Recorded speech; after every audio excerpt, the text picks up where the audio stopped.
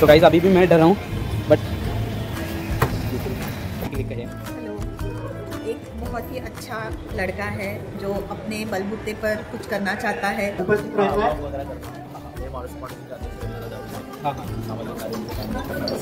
चैतन्य महाराज वाडेकर भी आए हैं, तो चलो।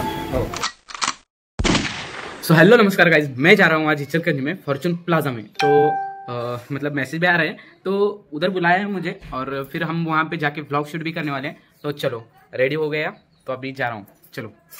मैं टाकोड़े में था, तो टाकोड़े में हमारा ये दोस्त भी मिल गया, क्या नाम, अवधूत कोहली नाम का ये दोस्त है। तो इधर इसको मिलने के लिए रुका था, तो इसको मिल के अभी जा रहा हूँ इचलकरंजी को। चलो गाइज अभी मैं आ चुका हूँ इचलकरंजी में फॉर्चून प्लाजा के पास। तो आपका मतलब आपको सामने का भी सब व्यू दिखा देता हूँ अभी।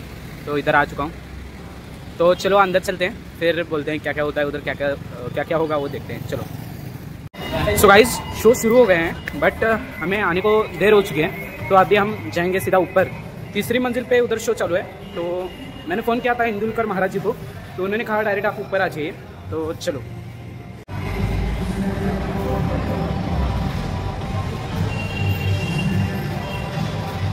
सो गाइज फिर से एक बार इधर आ चुका हूँ और जैसे जैसे ऊपर जाता हूँ नीचे का दिखा देता हूँ। तो थर्ड फ्लोर के लिए जाने के लिए इधर लिफ्ट नहीं है, तो सेकंड फ्लोर पर ही रुक जाते हैं, तो चलो। सो गाइस रजिस्ट्रेशन भी इधर हो चुका है और इधर रजिस्ट्रेशन करके हमें ओके आई कार्ड बाद में दिया जाएगा। तो बुक भी दी गई है, ओके। इधर नाम लिख के बाद में वीडियो करते हैं। तो गाइस अंदर चालू है और प्रथमेश इंदुलकर सो गाइस हम इधर आके बैठ चुके थे, तो इधर हमें पहचानने वाले भी लोग मिल चुके हैं। हाँ नमस्कार। माझे प्रमुख अतिथी राज कोरगावकर दादा हे आपल्या सर्वांच्या मध्ये उपस्थित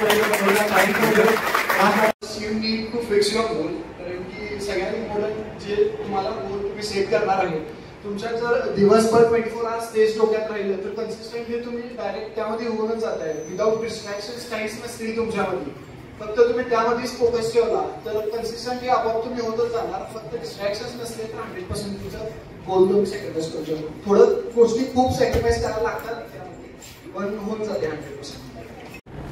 या सर तुम्हाला जर प्रश्न होता so there is a difference between western exercise patterns and Indian exercise patterns. So what you should follow.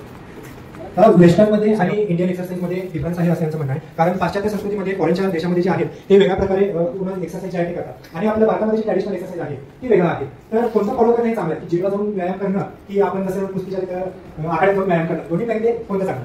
असं आहे का, तुम्हाला ज्या लेवलचं तुम्हाला सूट होते त्या लेवलचं तुम्ही करा. बाहेर देशात जर करायला गेला त्या लेवलचं सूट नाही झालं तर त्यात करण्यात तुमचा काही मजा नाही, फायदा नाही. तुम्हाला जिम सूट होत असली तर. सो गाइज अभी इधर शोमिका मैडम जी आई हैं अपने इधर शो के लिए, तो उनका भी शूट लेते हैं। वेलकम मैम, वेलकम, नमस्ते।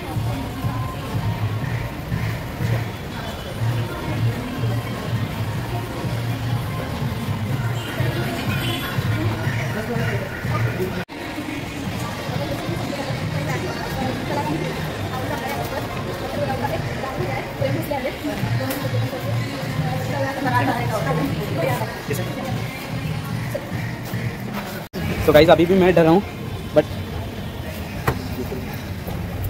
डर रहा था पर खड़ा हो गया। सो इन भैया ने मुझे मदद किया है। सो गाइस चलो अभी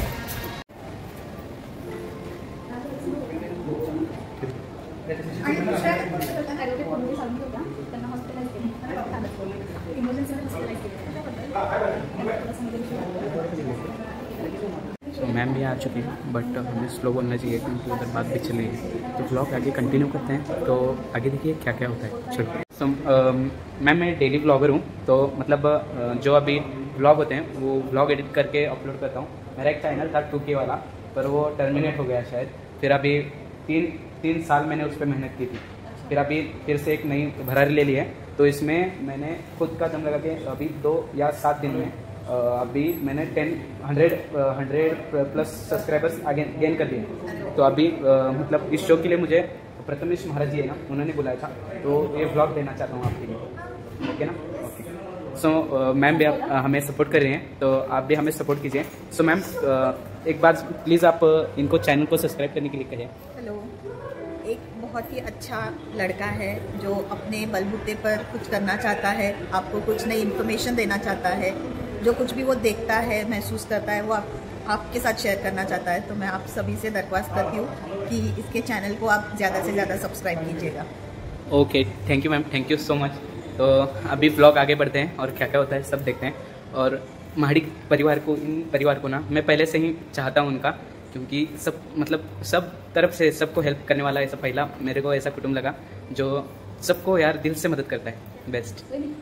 तो पुंडलिक जी सर जी हमसे हम मिलने वाले हैं, मतलब पहलवान पुंडलिक जी महाराज, तो उनसे भी मिलने वाले हैं और फोटो भी क्लिक करने वाले हैं।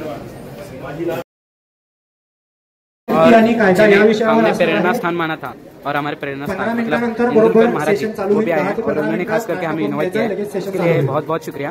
तो सो गाइज इधर सब लोग तो आ चुके हैं, फिर भी सबसे ज़्यादा मुझे पसंदीदा एक वो जो कहते हैं किरदार, वो अपने प्रथमेश जी इंदुलकर महाराज हैं और उनसे भी हम मिल चुके हैं। धन्यवाद। और आगे बढ़ते हैं, चलो। आपला पुढील सेशन स्त्री शक्ती आणि कायदा या विषयावर आहे। 15 मिनिटाचा ब्रेक आहे। लगेच सर्वांनी या ठिकाणी परत उपस्थित राहायचं आहे।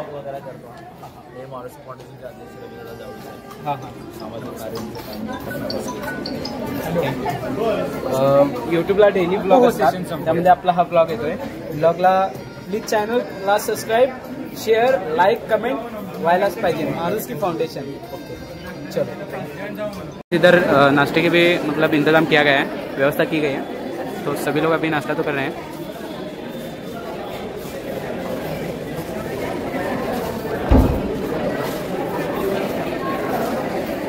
सो भावांनो, इथं आपला एक मित्र भेटला आहे, ज्यांना आपलं इंस्टाग्रामला व्हिडिओ बघितला। मग काय विशेष आपला भावांनो, कुठल्या कसं भावा अर्धा चल गांधी विषय हा काय विषय शेवट रे।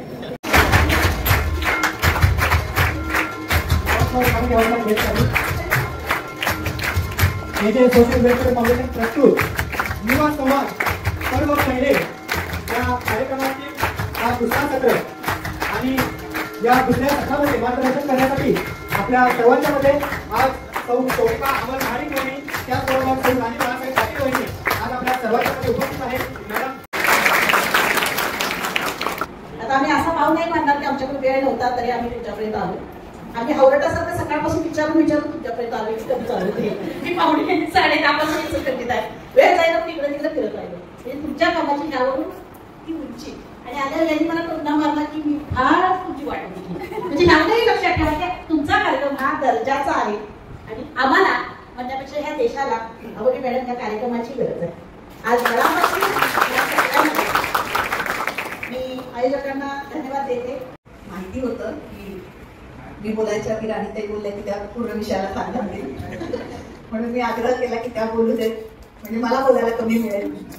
आणि खरोखर म्हणजे त्या माझ्यापेक्षा वयाने मोठ्या आहेत, अनुभवाने मोठ्या आहेत।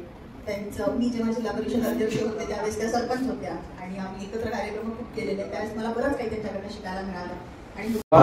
श्री शरद पाटिल कह के भाजपा के जो हमारे यहाँ के अध्यक्ष हैं, जो विद्यार्थी बलों के, वो इधर बैठे, वो भी हमें पहचाने हैं और खास करके हमारी जान और मतलब हमारे लाभ, तो ये भी आगे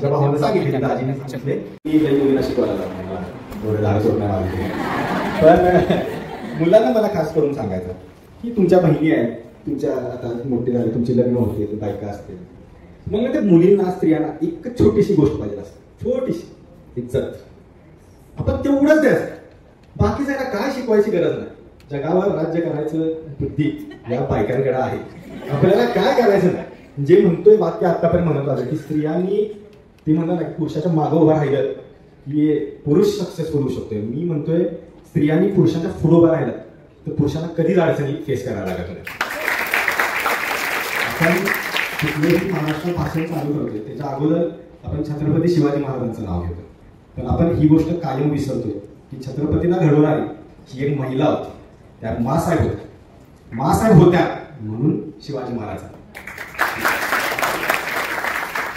कार्यक्रम विश्वासाचे असले आणि तिने भाषण दिलं। भाषण तू देताना जोरात असं म्हणजे तिनं ताकदीनं म्हणलं की फूल नाही चिंगारी है हम भारत की नारी है।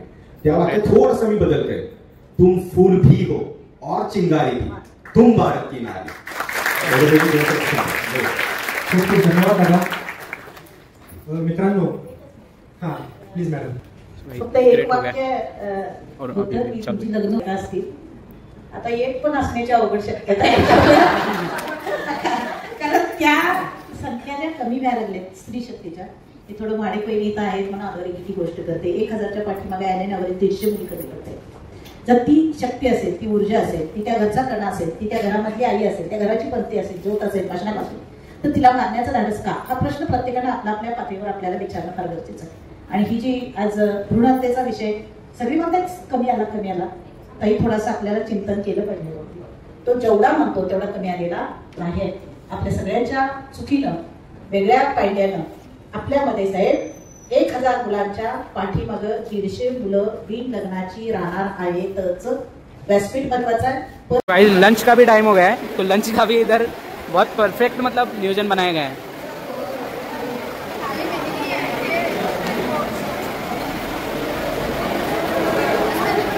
बाहर बारिश भी हो रही है. तर भावांनो हा डायलॉग मराठीमध्ये होणार कारण इथे इचलगंजीची पब्लिक पण म्हणायला लागली. मी गौरव इतके व्लॉग झाला ओके संपला विषय. सब्सक्राइब करायला लागते. सो गाइज अभी भी मैं इतना तैयार हो गया, इतना सर सवर के बैठा हूँ, ऐसे बोलने लगे हैं ये लोग. क्योंकि ये देखो ना सब काम में इतने लगे हुए हैं कि सब जो क्वेश्चन होते हैं वो भी निकाल रहे हैं. क्योंकि सब बड़े बड़े लोग अभी आने वाले हैं तो उनके लिए तैयारी कर रहे हैं. आपको आगे से दिखाता हूँ. हाँ पोस्ट करने वाला हूँ ना. हाय हाय I am a law student. Law We are law students. असं ना आम्ही आर्ट्सची पोर आहे. सो गाइज आर्ट्स किस कैटेगरी वालों को सब लोग कम कैसे आते हैं ये मुझे बताओ. ये भी कमेंट करो उधर. Thank you. सो गाइज आज आपण सर्वजण एजे फाउंडेशनच्या निमित्तानं आपण सर्वजण इथे एकत्रित आलो. मी एक अध्यात्माचा वारसा घेऊन आज तुमच्या समोर येऊन बसलोय. प्रथमेशजी महाराज इंदुलकर. मी तर काय मोठं वेद मोठ्या काही असं हॅलो मोठं असं काही फार वेग वगैरे सांगायला तुमच्यासमोर येऊन बसलो नाही. मी पण तुमच्या तास आहे. आज खाली बसायचं इथे येऊन बसलोय. माझं वय फक्त 23च आहे. पण अध्यात्म म्हणजे काय आहे, विचारधारा म्हणजे नेमकी काय आहे, अध्यात्म का जोपासायचं हे फक्त सांगायला मी या ठिकाणी उभा राहिलो किंवा त्या ठिकाणी अवलंबून वापर करणार. पहिल्यांदा एजिंग फाउंडेशनचे मनापासून आभार मानतो. आणि आभार का मानतो याचं देखील कारण सांगतो आणि मी माझ्या विचारांच्या कडे वळतो. खरं तर आज संपूर्ण महाराष्ट्रभर प्रवचन करत, कीर्तन करत, व्याख्यान करत संपूर्ण महाराष्ट्रभर फिरलो असतो. पण ज्या वेळेला प्रवचन करत, कीर्तन करत, व्याख्यान करत संपूर्ण महाराष्ट्रभर फिरतो त्यावेळेला एखादे विचार लोकांना द्यावे आणि लोकांनी एखादे विचार घ्यावे असे कार्यक्रमाचं आयोजन करणारी मंडळी आता हातावरच्या बोटावर मोजणे राहिली. जवळजवळ तुम्ही सकाळी 10 वाजल्यापासून आल्या. एक उदाहरण सांगतो मी माझ्या विचारांच्याकडे बोलतो. एखादे चांगले विचार द्यावे आणि चांगले विचार घ्यावे असे कार्यक्रम आयोजित करणारी मंडळी हातावरच्या बोटावर मोजणे राहिली. सहज एक उदाहरण सांगतो. परवा माझा पुण्या साईडला कार्यक्रम होता आणि इचलकरंजीतून स्वारगेटला मी बसने प्रवास केला. बरोबर. माझा कार्यक्रम त्या ठिकाणी संपन्न झाला आणि कार्यक्रम झाल्यावर पुन्हा मी स्वारगेटला आलो. पुन्हा स्वारगेटला आल्यावर स्वारगेटला उभा राहिलो आणि इचलकरंजीचं विना थांबाचं तिकीट काढायला भली मोठी रांग लागली होती. मोठी रांग लागली होती. मला वाटलं तर रांग जवळजवळ खूप मोठी आहे. तिकीट काढायला 15-20 मिनिटं लागतील. आता 15-20 मिनिटं थांबून काय करायचं, पण बाजूला एक शेंगदाणेवाला चालला. काय केलं, 15-20 मिनिटं थांबून काय करायचं, पण बाजूला एक शेंगदाणेवाला चालला होता. ते शेंगदाणेवाल्याला सांगितलं, त्याला थोडं जवळ बोलवलं. खिशात एक 20 रुपयाची नोट काढली, त्या शेंगदाणेवाल्याच्या हातात ठेवली. ते शेंगदाणेवाल्याला सांगितलं 20 रुपयाची उकळलेली शेंगदाणे विकत. त्याच्याकडून 20 रुपयाची शेंगदाणे विकत घेतले. बरं मी म्हणणार विषय दिलाय काय, सांगायला काय, थोडा विषय व्यवस्थित देतो. तर 20 रुपयाची शेंगदाणे विकत घेतले आणि 20 रुपयाची शेंगदाणे खायला सुरुवात केली. नियोजन काय माझं, 20 रुपयाची शेंगदाणे घ्यायचं, 20 मिनिटं खायचं, गाडीत जायचं, इचलकरंजीत निघून जायचं. पण 20 रुपयाची शेंगदाणे 2 मिनिटात संपले. महागाई. आता इथून पुढे राजकीय सत्र आहे, तुम्ही आणि तिने बघून घ्या. मी मध्ये करणार, मी उतरून जातो. पण महागाई मोठ्या प्रमाणात. 20 रुपयाची शेंगदाणे 2 मिनिटात संपले. करायचं काय, हातात राहिली टर्फल. आता टर्फल हातात गजड घालले. पुढे दादाला म्हटलं, दादा 20 रुपयाचे शेंगदाणे विकत घेतले, खाल्ले शेंगदाणे, टर्फल करायचं काय. मला म्हटला तुझा प्रॉब्लेम, तुला मी कशाला मला सांगतोस. मागे त्याला म्हटलं, दादा 20 रुपयाचे शेंगदाणे विकत घेतले, टर्फल करायचं काय. दादा म्हटला काय करतोस, टाकी म्हटला पुढच्या दिवशी मला काय कळणार पुढचे टी शर्ट स्वायलेट वाटलं कळलं तुला काय कपडे टी शर्ट वगैरे होतो दिवसभर दमून आलो होतो म्हणलो पुढचे टी शर्ट म्हणलं सापडलं तर निवार मार म्हणलो स्वायलेटवर मला म्हणला काय काळजी करतोस म्हणला काय म्हणला पुढच्या टी शर्ट म्हणून सापडलं का अरे शाने म्हणला गेली 15 मिनिटं जमत झाली केळी खाऊन साली तुझ्या टी शर्ट टाकली सांगायचं काय मला सांगायचं काय की आज सर्वत्र कोण कोणाला बुडवतंय कोण कोणाला मातीमध्ये घालतोय त्यावर ही अशी परिस्थिती आहे. आज एजी फाउंडेशनच्या निमित्ताने आज विचार पेरणारे कार्यक्रम राबवले जातात.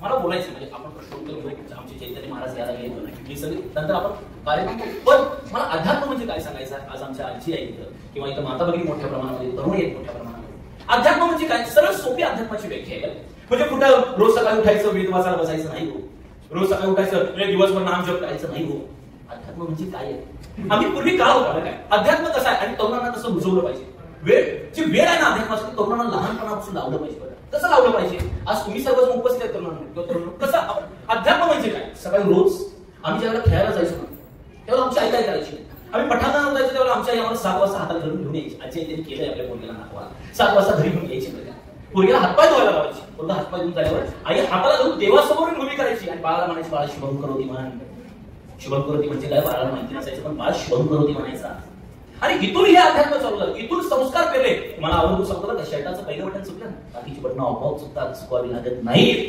पहिलं पोरांचं संस्कारांचं अध्यात्माचं बटन योग्य लावणं गरजेचं आहे आणि का लावायचं योग्य आणि का द्यायचा आपला अध्यात्माचा आदर्श वयाच्या 16व्या वर्षी माऊली ज्ञानेश्वर महाराज ज्ञानेश्वर लिहितात वयाच्या 16व्या वर्षी एवढा मोठा योगी या महाराष्ट्रामध्ये जन्माला यावं आणि एवढं नाही वयाच्या 16व्या वर्षी माऊली ज्ञानेश्वर महाराज ज्ञानेश्वर लिहितात आणि वयाच्या 21व्या वर्षी ज्यासाठी जन्माचं सार्थक झालं ज्यासाठी जन्म घेतला ना त्या जन्माचं सार्थक झालं म्हणून माझी माऊली वयाच्या 21व्या वर्षी समाधीला बसते ताकद आहे तरुणांना आपल्याला आदर्श आहे त्या रशियाचा घ्यावा इंग्लंडचा घ्यावा नाही रे गरज नाही कुणाचा आदर्श घ्यावा दुसऱ्याच्या हा देश स्वतंत्र झाला ना तेव्हा हे सगळं निर्माण झालं ते हातामध्ये सोळ्या देशाला स्वातंत्र्य नाही मिळालं या सगळ्यांनी आपलं आयुष्य यासाठी वेचलंय सगळं तयार आहे आपल्याला माऊलींची ज्ञानेश्वरी जगद्गुरु तुकाराम महाराजांची गाथा काय होते तुम्हाला उदाहरण देतो एखादी आई असावी एकदम गरीब आहे किती वैभव आहे आपली माऊलींची ज्ञानेश्वरी जगद्गुरु तुकाराम महाराजांची गाथा आपला अध्यात्म किती वैभव आहे याचं तुम्हाला एक उदाहरण सांगतो एखादी आई असावी एकदम गरीब आई असावी सर्वसामान्य आई असावी आणि ती भल्या मोठ्या समारंभाला जावी बरं का 5 स्टारचा सगळा मोठा समारंभ आहे त्या समारंभाला आई जावी अगदी फाटकी साडी आहे ठिगं लावलेली साडी आहे ती साडी घेऊन आई त्या मोठ्या समारंभाला जावी आणि त्या समारंभामध्ये पंचपक्वानाचं ताट आईच्या समोर यावं काय त्या समारंभामध्ये पंचपक्वानाचं ताट आईच्या समोर यावं आणि समोर ताट आलेल्या आईला आपल्या लेकराची आठवण व्हावी आणि आईच्या लक्षामध्ये ज्ञानेश्वरी भगवद्गीता आपला अध्यात्म किती श्रेष्ठ याचं उदाहरण सांगतोय ते पंचपक्वानाचं ताट आईच्या समोर यावं आणि आईच्या समोर ते पंचपक्वानाचं ताट आलं ना तर आपल्या आईला आपल्या लेकराची आठवण व्हावी का माझ्या लेकरात हे पंचपक्वानाचं ताट आजपर्यंत कधी बघितलं नाही खायची पात्र दूध सोडून द्या तर ती आई काय करते हो पण 5 स्टारचा मोठा समारंभ आहे तर ती आई काय करावी माझ्या लेकरानं ताट बघितलं नाही खायची बात सोडून द्या तर ती आई काय करते मोठं पंचपक्वानाचं ताट आपला पदर काढते आणि पदराच्या खालून आपल्या लेकराला घेऊन येते अगदी तसंच माऊली ज्ञानेश्वर महाराजांनी जगद्गुरु तुकाराम महाराजांनी आमच्यासाठी त्या भगवंताच्या दरबारातून घेऊन आलेलं पंचपक्वानाचं ताट म्हणजे माऊलींची ज्ञानेश्वरी जगद्गुरु तुकाराम महाराज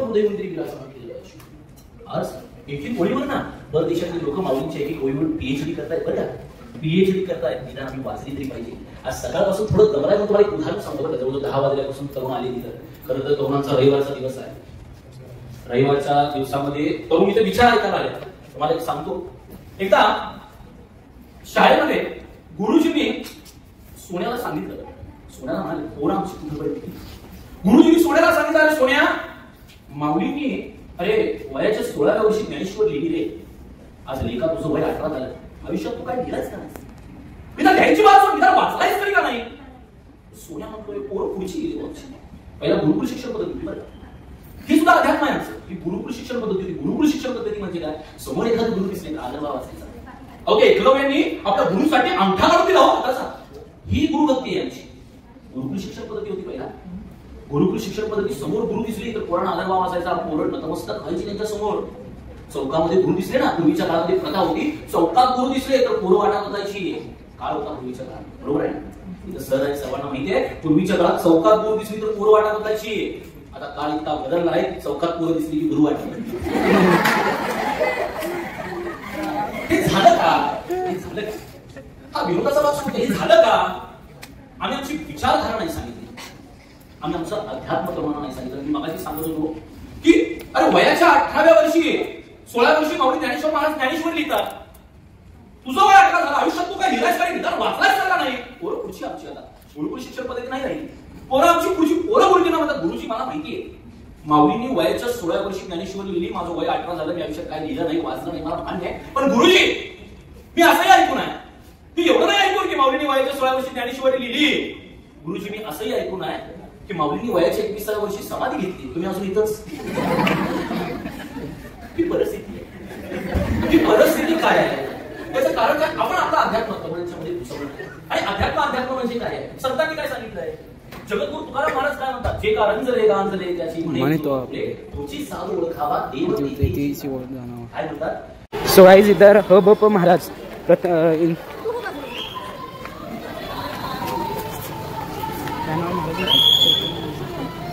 चैतन्य महाराज वाडेकर.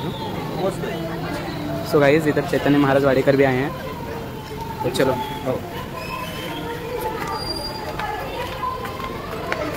काय सुरू झालं सामाजिक सेगमेंट. सो गाइस चैतन्य महाराज वाडेकर जी भी यहाँ पे आए हैं और उनका ब्लॉग ले रहा हूँ, तो चलो आगे बढ़ते हैं. सो गाइस चैतन्य महाराज वाडेकर जी भी यहाँ पे आए हैं, चैतन्य महाराज वाडेकर जी. तो थोड़ा गाइस अगर आप अगला पार्ट देखना चाहते हो तो चैनल को जाके सब्सक्राइब करो, और अगला पार्ट मैं कल या परसों लॉन्च कर दूंगा. तो मतलब वीडियो बढ़ते जा रहा था, इसलिए मैंने थोड़ा फास्ट भी भगा दिया है और थोड़ा सा मतलब कट कर दिया है, जो अगले पार्ट में डालूंगा. तो लाइक, चैनल को सब्सक्राइब तो बनता ही है. लव यू गाइस.